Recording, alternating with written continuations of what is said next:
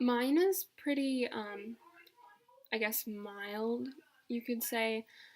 Autism exists on a spectrum, and um, people can fall anywhere on it. Um, they used to call like high functioning autism Asperger's. And that's kind of what I would fit into if they still use that, but now they usually just say autism spectrum disorder because it covers a wide range of people with a wide range of symptoms. And um, I don't know. I think some people are really surprised to find out that I have autism and kind of in disbelief. Even my mom was kind of thrown off by it when she found out because I didn't have a lot of the common symptoms when I was a young child, which is usually when it's diagnosed. Um, when I was a kid, I was actually fairly outgoing. Um, I was good at making friends, and I did have sensory issues and some issues with like hyperfixation, but I think, the big clues that tip people off, like not talking and, um, struggling socially, just weren't really there at the time, which I've since learned is actually kind of a common thing in young girls with autism, which is a lot of times why girls with autism go undiagnosed, because they instead of just being bad at interacting, they learn how to mimic people when they're interacting, and so they can seem pretty outgoing because they've learned to mimic other people when they talk and when they interact. Um, they pick up on other things and cues and stuff like that. And so they're able to kind of make their way through it, at least for a while. And, that's kind of, I think, what I did.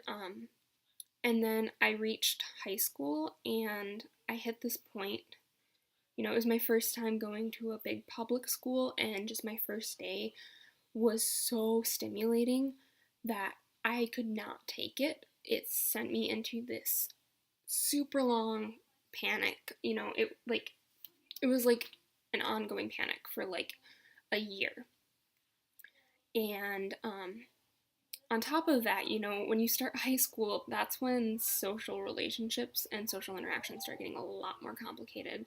And it's no longer really that easy to just imitate people. You kind of have to learn how to do it on your own. And I just couldn't, you know? And so I stopped talking for a year and a half. And I think that was kind of me going through what a lot of young boys go through with autism, you know? I had faked it up until that point, but it was to the point that I couldn't fake it anymore. And so that combined with just feeling so overstimulated all the time, I just shut down. I was like, I can't do it. I can't talk. Um, and this continued for about a year and a half, close to 2 years. Basically, for like the first year, I didn't talk to anyone. I didn't talk to my family.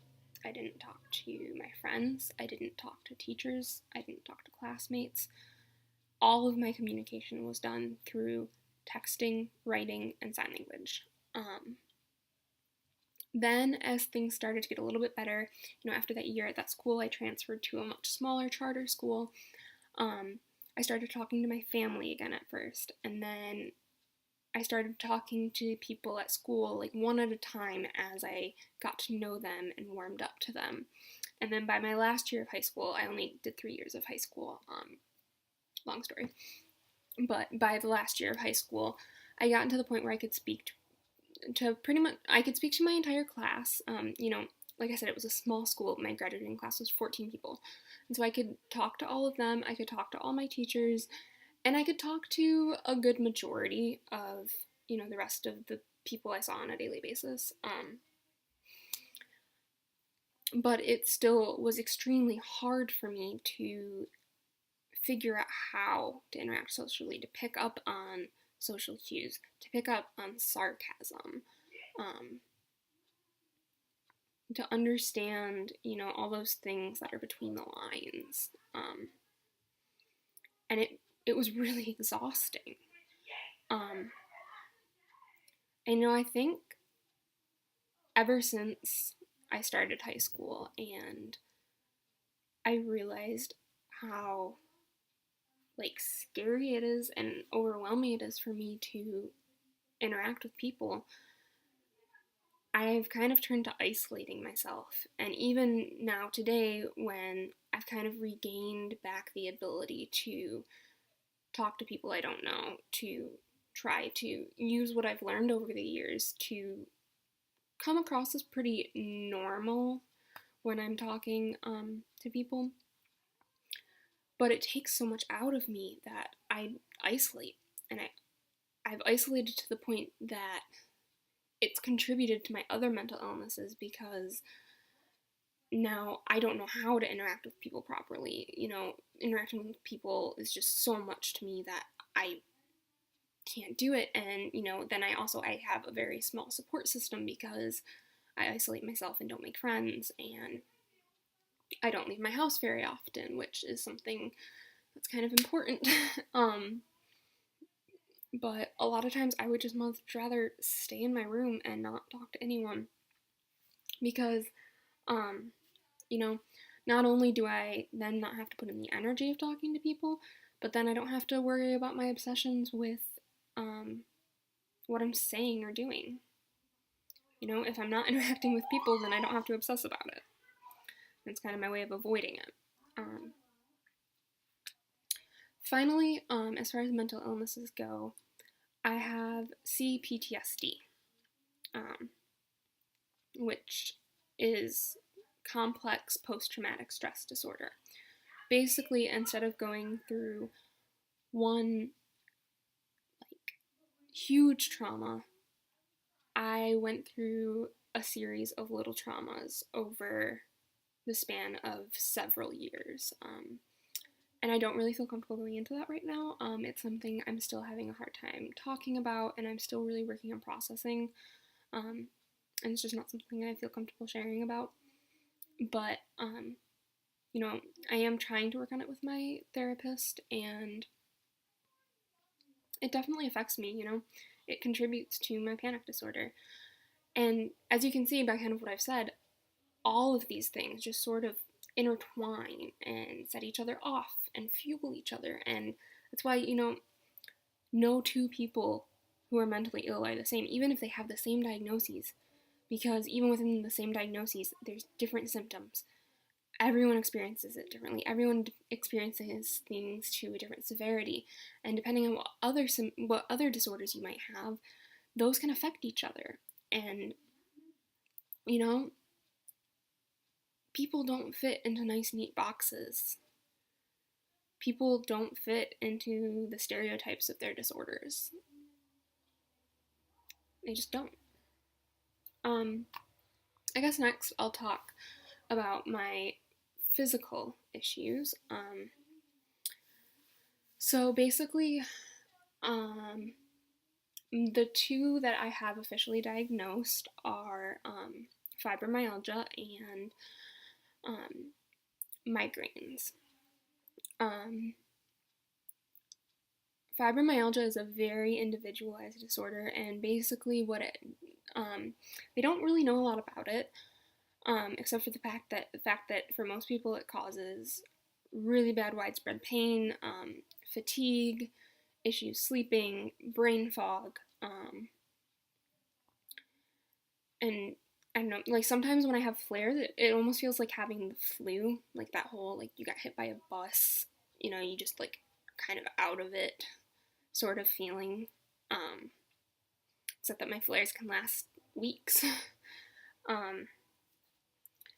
And it's just kind of like a difficult thing. Again, it's very widespread. There's so many symptoms, and everyone experiences it differently, and everyone experiences it to a different degree. Right now, the theory about how it works is that it has to do with your nervous system and the connections in your brain. and your brain pretty much misprocessing signals, either processing same pain signals as a lot more intense than they should be, or processing other signals as pain. Um, so, like for me, I sometimes deal with what's called allodynia, which is where I'm so sensitive that it like is painful to just touch my arm. So it's like just this simple touch, which will send everything sends a signal to your brain. So like my brain should be like, oh, something's touching my arm right now. But instead, my brain will be like, oh my gosh, my arm hurts so bad because something just touched it. um, and it's so they're still trying to figure it out. There's also a lot of thoughts about it possibly being an autoimmune disorder and having something to do with that. So I can't tell you a ton about the science behind it, unfortunately, which bugs me because I love knowing the science behind things. But like I said, it like huge spectrum. There's some people that still work 40 hours a week, still go to the gym, still go out and do things on the weekends with their family, and yeah, they're suffering, but they can deal with it. For other people, they get to the point where they're almost completely bedridden because their pain and fatigue is so bad. For me, basically, I fatigue really easily. I'm in a lot of pain a lot of the time, and the more I use my body, the more pain I'm in. And so kind of the combination of that causes extreme weakness in my legs. So something as simple as like walking around a store for an hour can result in me literally collapsing on the floor with no warning because my legs just start giving out. This has led to me falling down hills. This has led to me falling down the stairs and landing on top of a gate and literally bending the gate, ending up with bruises that looked like tic-tac-toe boards on my knees because my legs gave out as I was walking down the stairs. Some days the pain was so bad that I couldn't put all my weight on my feet without feeling like I was just gonna fall. So I went through a period where I was practically living on the couch. I couldn't go upstairs to my bedroom. And I would have days where I couldn't get off the couch unless my mom or my roommate was there to help me. I needed help getting to the bathroom. I needed help getting food. And it was horrible. And that's when I first started exploring mobility aids, which is something that I've been very private about, and I haven't actually told a lot of people, even some people really close to me, because I have such a big fear of being judged, thinking that I'm attention seeking, because I don't need to use my mobility aids every day, and depending on the situation, I have to use different things, and I just have this constant fear that people are going to think I'm making a big deal out of nothing, or like, why are you using a wheelchair when you're in the mall, when yesterday I saw you walking from your house to your car and you were perfectly fine? What I experience day to day changes, and my needs day to day changes, even hour to hour. So yes, I use a wheelchair sometimes when I'm going somewhere where I'm going to be walking or standing for a long time, whether that is a 2-hour trip through the mall to multiple stores, or going to an amusement park for the day. I also use forearm crutches. I use them when I'm having bad days, when I feel like there's a good chance of my legs giving out on me, but I'm not doing so much stuff that I feel like I need my wheelchair. Or if I'm doing something that I can't really use my wheelchair for, like I really love hiking, And I can't really go on long hikes anymore at the moment, but I go on some short ones with lots of breaks. And having my crutches with me for that can be really helpful. And like I said, I struggle so much with using my mobility aids, and I struggle with people's judgments about them, and it's to the point that I'm scared of people finding out. And I'm embarrassed, but they give me my freedom back on days when I wouldn't have it. I wouldn't be able to go to an amusement park with my family at this point without a wheelchair. And having a wheelchair gives me the ability to push myself to get around with everyone else, to be able to do the things I want to do, and not just have to sit at home and suffer. And it's the same thing with my crutches. Some days I need them. And even, it's that way for a lot of people with chronic illnesses. Some days they need things and some days they don't. And I just ask that people try to understand that and to not judge someone who only uses mobility aids part-time, because every day is different. Every hour is different. Every situation is different. And needs change. Migraines are something I've been dealing with for pretty much as long as I can remember. I can remember being a little kid and throwing up because the migraines made me so nauseous, and then falling asleep on the bathroom floor because it was cool and it felt good. In high school, I started passing out sometimes because my migraines would get so bad. And so I've been on a few different kinds of medications for it. I've gone through periods where they've gotten a lot better, and then gone through periods where I'm having them almost daily. It just varies. Lately I've been having them, I'd say, a significant amount, not as bad as they've been at some points in the past. And I am on medication for them. I take like an emergency medication for them. I used to take a daily medication when I was considered having chronic migraines. I don't know if I'd be classified as chronic anymore. So I just kind of use the emergency medications as needed. And finally, something that is currently undiagnosed is some sort of gastric issue. They're still doing tests and trying to figure out what's going on. Basically, when I went into the hospital, my appetite was really low and I was struggling from nausea from anxiety. And over time, it just got worse and worse. And by the time I left, I couldn't eat more than a few bites of anything without feeling so full and so nauseous that I was like, it was like, if I eat any more, I'm going to throw up. And I have this huge fear of throwing up, so I just couldn't bring myself to eat more. And I lost a lot of weight over a short amount of time without trying. And I'm continuing to lose weight. I'm continuing to really struggle to eat. So I'm working with my doctors to try to figure out what's going on, try to figure out how we can fix this. It's something that I'll probably update on at some point when I know more. But, sometimes that's just how it goes. There's a problem, but nobody can really figure out what it is. And it can take a while. Finally, I just want to say that as far as the mental illness side goes, I am in the process of working on trying to start a nonprofit to help adolescents and young adults with mental health issues and with kind of awareness around and help with sexual health issues as well. That's not something that I struggle with, but I feel like our sexual health system is really lacking, especially in rural areas like where I live. So I'd like to improve, our sexual education.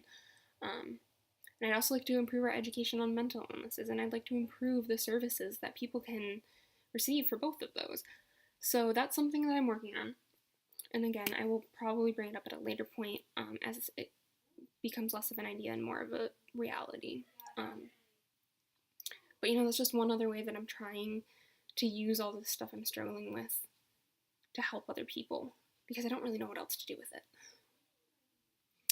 Thank you all for listening. I know that this was a really long video, And if you stuck to the end, I really appreciate you. Um, I also apologize again about the quality of my camera. I'm really hoping to get a better one soon. I got the lens replaced in my camera and then it still won't take pictures or videos, so I'm trying to figure out what's going on with that. Also, sorry about the background noise. I think my sister and her friend have been screaming in the next room. Um, no worries, they're just watching TV, but if you could hear them, I'm sorry. Um, so yeah, that's my kind of awkward goodbye today. So I will flip you all on the catch side.